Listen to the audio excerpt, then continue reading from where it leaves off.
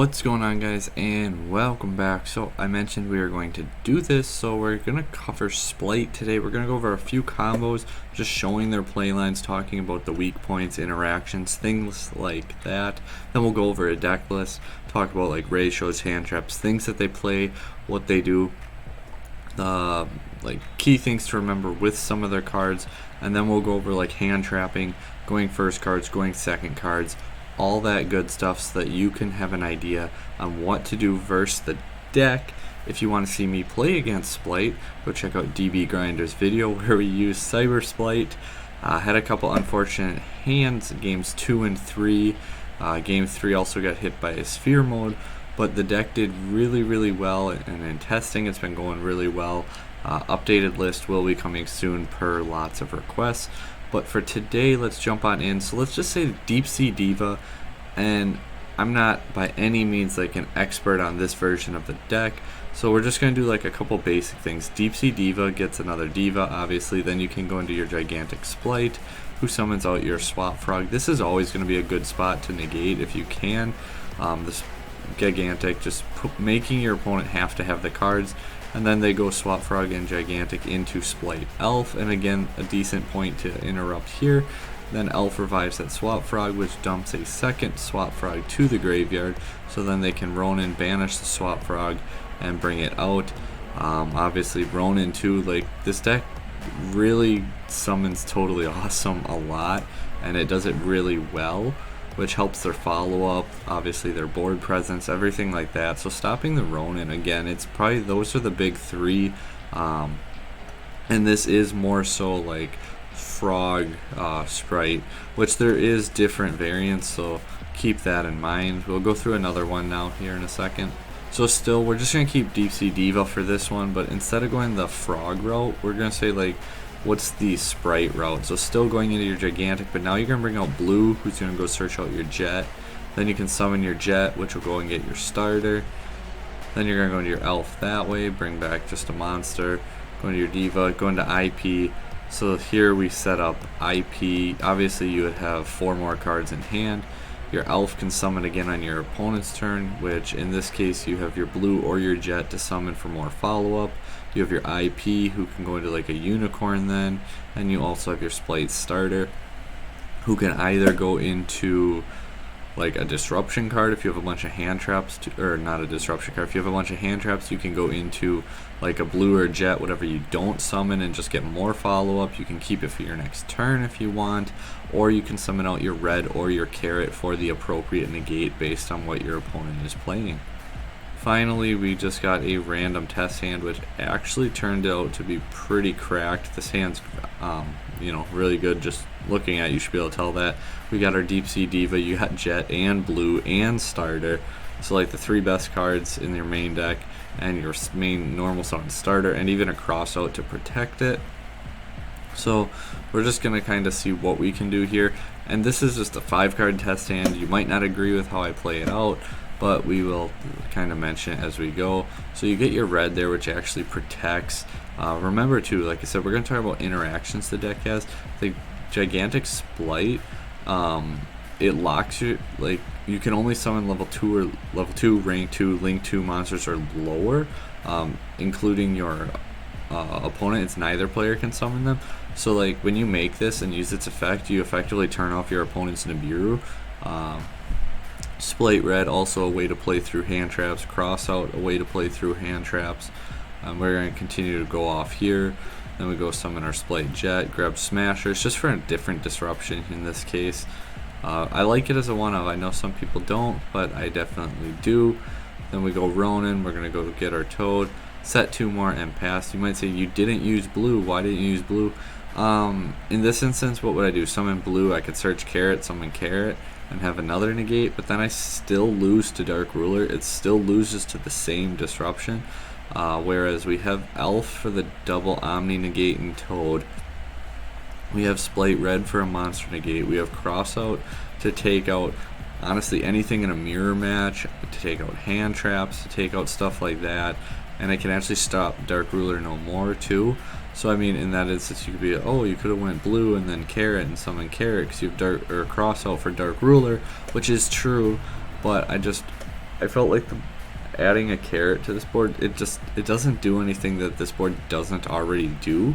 Like, it adds another negate, I guess, but I mean, we also have smashers, and I just felt like it was a little bit unnecessary. So now we'll go get into that deck list. So here we see a deck list. This is one that I had submitted for a tournament on Dragon Rider Games. Link down below if you want some amazing testing. It's really competitive, it's really good. There's lots of high level players, there's small tournaments, big tournaments, something for everyone. But for like engine, we see 3 blue, 3 jet, 1 red, 1 carrot, and then the 3 starter and the 1 smashers. That's pretty standard for a Spright engine. If you're playing a different variant, it might vary a little bit. Other variants being, I've seen people play Adamantipator actually. I'm a big fan of mixing it with Cyber Dragon. And for the people in the DB video saying like, oh, let's just win more, it doesn't add anything to Spright, it's this, it's that, I do agree. I play Cyber Spright because I think it's the best way to play Cyber Dragon, and I'm a Cyber Dragon player, not because it's the best way to play Spright. I completely agree with you. I just think it's the best way to play Cyber Dragon, and that's why we do it that way. Otherwise, you can play the Adventurer package. I've seen Adamantipator, Evil Twin, Live Twin you can mix in with it. Them are some of the more popular variants. Obviously, you got the frogs in there that you don't have, like, that you just know people are gonna run and play with. So I think that, like, there's a lot of different ways to play it, and I'm kind of curious to see what people do moving forward. But this is a pretty standard engine. Even in a lot of variants, it's not going to change a whole lot, other than maybe a card or two, like maybe some will cut smashers or something like that. The frog engine, if you're playing the frog engine, we see 3 swap frog, 1 Ronin, and 1 dupe. Personally, I'm not on dupe frog. It's kind of a nice little interaction, but to me, especially in Cyber Spright, I need all the consistency I can get to, and dupe frog's just another card I don't want to open. So I don't play it. There's the 3 divas. Again, this in frogs, this is standard. The nimble you see once in a while, 2 in some lists. Obviously not here. We got triple Ash Blossom, double Ogre, double DD Crow, and 3 Imperm. So we're playing 10 hand traps in this build. Ash is obviously just Ash. Ogre's pretty decent, especially we see the crossouts. So like your gigantic, it detaches for effect. So if you ghost ogre it, it can't detach, so then it does get destroyed. So that's why we see him playing the ghost ogres, and also the crossout then doubles up and can stop his opponent's ghost ogre. DD Crow obviously going to be pretty good this format. Ash Blossom's Ash Blossom, Imperm's kind of just Imperm as well. Dark Ruler No More, really like this card in the main deck as well. We got our 4 ways to stop hand traps, the 3 crossouts, the 1 called by the grave, and then more consistency with the triple prosperity. So there's a lot, like, to me, what jumps out about this list is that there is a lot of room for hand traps, for going second cards, everything like that. Because we see 10 hand traps, and then 4 ways to stop hand traps, and 6 more cards. Like, if you don't have prosperities, that's 3 more open slots. You got the dark rulers, so that's 20, literally 20. Half the deck is tech cards, it's going second cards, it's format dependent cards. So there's a lot of room for these decks to adapt and to play other engines, to play other builds. And if you're playing another engine and want to cut like the dupe frog or the divas, like, you have 24 slots open now to do what you need to do. Extra deck, he was siding Ghost Reaper, which is why we see the 1 Kalos in there, just to really hurt tier limits. Double Gigantic, the 1 Toad, 1 Cat Shark, so that way you can actually make your Gigantic end up with 6,400, because if it has a Link rank, or Link monster attached, sorry, if it has a Link 2, because it can use a Link 2 for material, attached to it, it doubles its original attack, and Cat Shark can also double its original attack. So it doubles to 32, it doubles to 64, and you have a very big beater, even though you're locked into your rank 2s. Cavalry, because obviously you can just go into this easy battle phase and then make a downward main phase 2 and go into your Zeus afterwards. The Almirage, double elf, super important. The 1 Halka Fibrax, the 1 Dark, 1 IP, and 1 Nightmare Unicorn. Some of the interactions that you really need to know. Sky Cavalry, if this card attacks a lower attack monster, and I guess if this card attacks any monster and destroys it by battle, the monster gets destroyed before you would able to attach this to bounce it back to the opponent's hand. You might say, when would that come up? There'll be instances where you attack like a weaker monster and maybe it floats in the grave. You don't want it in the grave, and then you're like, oh, effect, and you can't do that. So don't let your opponent attack your weaker monster, destroy it, and then try to bounce it before it goes to the graveyard. That is not how that works. Spright Elf. This card has targeting protection too. That's pretty insane. So, and it can't be used as link material the turn it is summoned. I have seen people try to do that. You cannot use it as link material the turn it is link summoned. But monsters it points to cannot be targeted. So remember, if like you have your Toad or something under your Spright Elf's arrow, they can't imperm it. They can't Widow Anchor it. They can't target it by any means necessary. So keeping that in mind, or if you're the one doing the targeting, keep that in mind as well.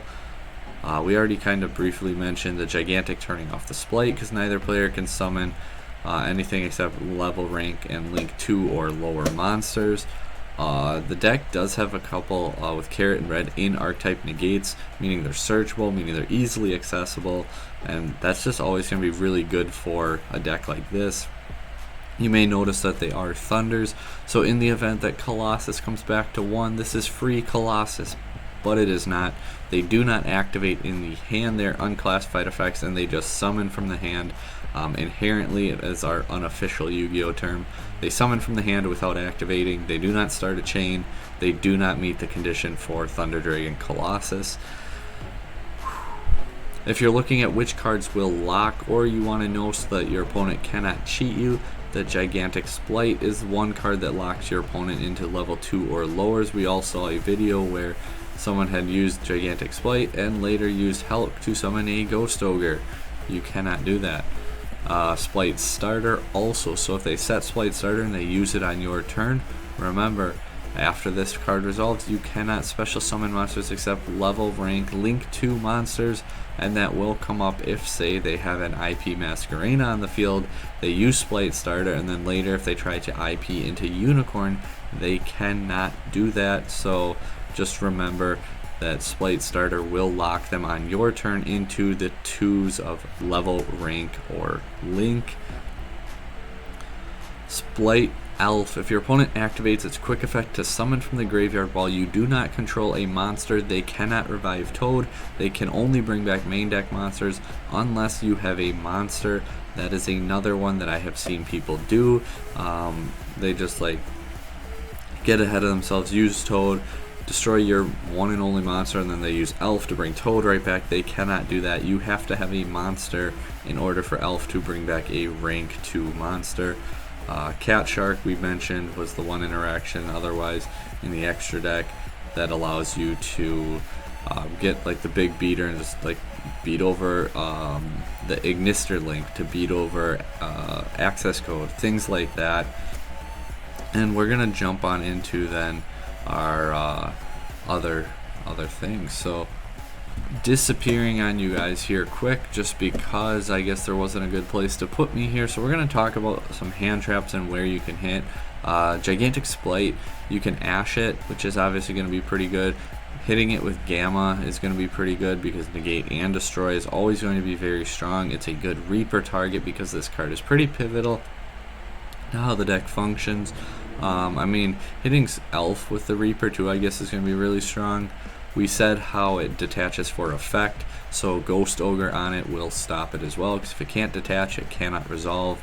Infinite Impermanence, Effect Veiler, any of those types of cards on Gigantic Splight also are really good if your opponent is not summoning it into the arrow of the Spright Elf, because then you cannot target it.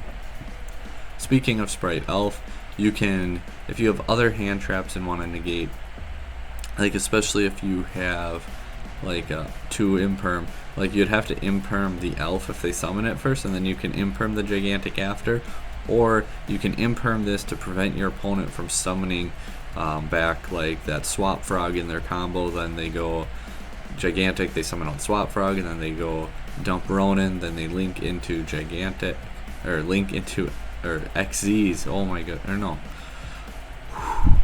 Take a deep breath. Gigantic, summon out Swap Frog, dump Ronin, link into Elf, go to summon Swap Frog, you can imperm the Elf to keep the Swap Frog there and kind of slow down their play. You won't shut them down, but you may prevent that Toad from seeing the board. Additionally, you can also Ghost Bell because they're trying to summon back from the graveyard, or you can DD Crow the target that they're trying to summon. So these are some hand trapping points. Other ones, Splight Starter, Ash it. Starter's actually a really good card to negate, especially if, say, you already had a way to handle their normal summon, because this deck needs level 2s, rank 2s, link 2s, it needs 2s on the board. So if you can keep 2s off the board, or say you Gamma the Deep Sea Diva, it negates and destroys it, now it's off the board. They pretty much need Starter or like a free special summon level 2 to continue extending. So if you Ash that Starter, you might just shut down their whole play. And just hitting Starter in general, you just force their hand, especially if, say, they already used 1 or 2 cards, like they opened a couple hand traps, they only have like 2 or 3 cards left in hand once they activate Starter, and you Ash it. If they have an open board, they have to have multiple level 2s, and if they already normal summoned, they have to have another way to special summon one. So Ashing the Starter can be pretty good. Otherwise, a big hit that just is really effective, because the deck, without Toad, the deck is still decent, but it's significantly worse, and most people only play the one Toad. You can DD Crow the Ronin Toadin and prevent Toad from hitting the board. Obviously you could DD Crow the Toad later. That's going to be a little bit harder with Elf's quick effect to special summon it back if you have a monster. You can Ghost Bell the Ronin. DD Crow is just infinitely better because obviously it removes it, so they can't just use it again. Skullmeister can also be used on it, but again, DD Crow is going to be the best out of these 3 to use on it, and the best overall for the format in my opinion. Moving on to some going first cards that are just generically going to be good here. Deck Devastation Virus. There are a lot of lower attack monsters. You can use this card and they're Tribute to Dark, and then, you know, for the next few turns you can kind of handicap your opponent. Dimensional Barrier, you can turn off Gigantic and Toad and their XZ's playlines. Summon Limit, just to really slow their deck down. Crackdown is a card that you can use to take their normal summon, to take that initial level 2, get it off board, force them to have that Starter, force them to have that special summoning extender. Solemn Strike, just an insane card all the time. And then some going second cards: Sphere Mode, Lava Golem, Pankratops, and we'll throw in like Alpha, Beast King here, Kaiju, stuff like that. Sphere Mode and Lava Golem I think are going to be the more popular ones because they handle multiple threats at one time. I'm kind of partial to Lava Golem for the sole fact that you only need 2, so it's going to be more generic against other decks where you could side it in a little bit more. Whereas Lava or Sphere Mode, they might not always have it, but Lava Golem, just needing the 2, to me usually does enough damage, and it's going to be pretty good for you. However, Sphere Mode and then side in also that Winged Dragon of Ra, spiciest play of the year. I actually do not recommend it. It is a waste of a side spot, but it would actually be pretty funny. Due to Link monsters though, you're probably never getting that Sphere Mode back anyway. Other spells that are really good: Dark Ruler No More is insane. Called by the Grave is very good. Just remember, if you force the Toad negate, you have to have a way to handle the Elf, because if you called by the Toad, then they can just Elf summon it back, unless you force it before you have a monster on board, or they remove your only monster with Toad. Then you can call by the Grave because you won't have a monster. And again, if they chain Elf, they cannot summon that Toad back if you do not have a monster.